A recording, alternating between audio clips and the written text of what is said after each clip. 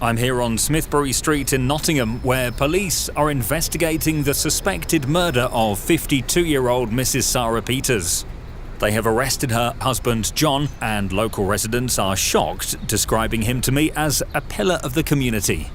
When I first got here, there were concerns about their daughter Julie and grandson Kyle, who live here too, having moved in 6 months ago after a divorce, although I've since heard they're safe.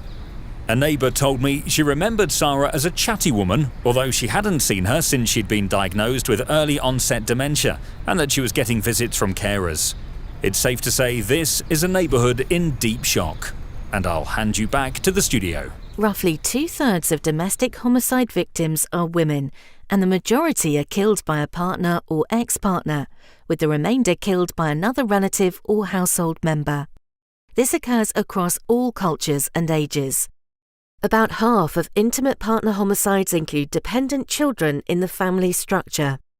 In approximately 3/4 of cases where victims or perpetrators presented to agencies with possible signs of domestic abuse and/or violence, this was not recognised or explored further. A lack of professional curiosity is often cited as a factor for this, as well as in other safeguarding reviews. Professional curiosity is the ability to explore and understand what is happening with a family, child, or adult. It is about not accepting a situation as it appears, especially if it does not feel right. It requires practitioners to act upon their safeguarding responsibilities, rather than make assumptions or take matters at face value. A curious professional will inquire by looking, listening, and proactively questioning and challenging all those involved. In the Domestic Homicide Review for Sarah, a lack of professional curiosity was identified as a recurrent theme.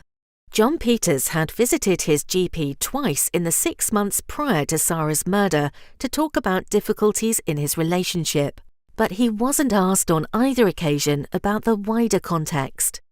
When carers visited Sarah, there was occasionally an uncomfortable atmosphere, and John tended to answer questions addressed to Sarah. One of the carers did once ask John to leave, and when he refused, she just accepted it, as showing him to be a supportive partner. Kyle's increasingly unusual behaviour at school, including sometimes seeming reluctant to go home, was noted by a couple of teachers.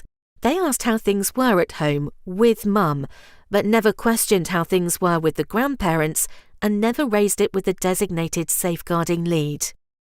There are many potential barriers that prevent professional curiosity. Some of them include making assumptions or confirmation bias, which is the tendency to process information by looking for or interpreting information that fits your existing beliefs. In this case, teachers assumed Carl's behaviour was just about missing his dad, and that he was unhappy having to live with his grandparents and share a bedroom with his mum. The teachers did not recognise Carl's changing character over the 6 months he'd lived with his grandparents because it didn't fit with their presumptions. Both GPs that saw John also made assumptions that, as he was talking to them about problems in the relationship, he was likely to be the victim. Some of the carers, despite having a gut feeling that something wasn't right, including that John rarely let Sarah speak, just assumed it was because he was overprotective, nor was it ever recorded. But being brave and having difficult conversations is an important part in being professionally curious and providing effective safeguarding. Professional curiosity is about being respectfully nosy, being open-minded and not taking everything at face value, thinking the unthinkable, believing the unbelievable.